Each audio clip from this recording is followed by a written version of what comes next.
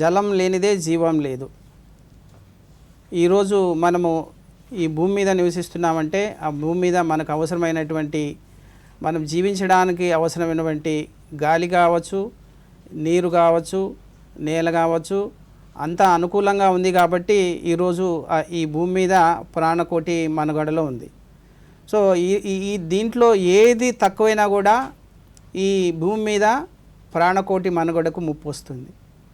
కాబట్టి మనం ఈరోజు ఏదో నీరు ఉచితంగా దొరుకుతుంది కాబట్టి ఇది మనకు అంత ఇంపార్టెంట్ కాదు అనుకోకూడదు. ఈరోజు మనకు గాలి ఫ్రీగా దొరుకుతుంది, నీరు ఫ్రీగా దొరుకుతుంది. నీరు ఫ్రీగా నిజంగా చెప్పాలంటే మేము చిన్నప్పుడు ఏదో బోర్లలోనూ బావుల్లోనూ నీళ్ళు తాగుతున్నాం. కానీ ఇప్పుడు ఏం చేస్తున్నాం అందరికీ తెలుసు, బాటిల్స్లో తాగుతున్నాం. మరి భవిష్యత్తులో ఏమవుతుందో ఎవరికీ తెలియదు. భవిష్యత్తులో మన భావి తరాలకి ఇవి ఏదైతే మనము భగవంతుడు సాహసితంగా మనకు ఉనగూర్చినాడో ఈ భూమి మీద వాటిని యథాతథంగా మన భావి తరాలకి అందించాల్సిన బాధ్యత ప్రతి ఒక్క పౌరుడి మీద ఉంది.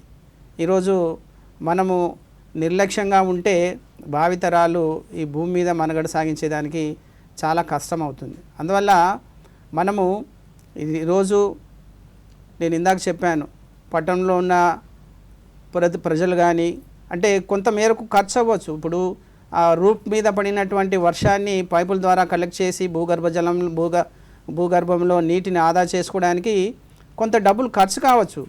కానీ దానివల్ల వచ్చే ఆదాయం కూడా మనం ఆలోచన చేసుకోవాలి. దాని మీద వచ్చే రేపు సమ్మర్లో వచ్చే నీటి అవస్థల్ని మనము తప్పించుకోవచ్చు.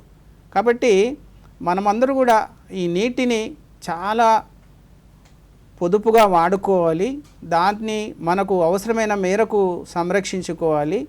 భావితరాలకి ఈ సహజ వనరులని మనము ఎంత నిబద్ధతతో వాళ్ళకి అప్పచెప్తే ఈ భూమి అనేది అంత మనుగడ సాగించడానికి అవకాశం ఉంటుంది. కాబట్టి ఈ జల సంరక్షణ అనే బృహత్తర కార్యక్రమంలో సమాజంలో ఉన్న ప్రతి ఒక్కరు కూడా భాగస్వామ్యము పంచుకొని ఈ నీటిని సంరక్షించుకోవాల్సిందిగా అందరినీ కూడా కోరుతున్నాను.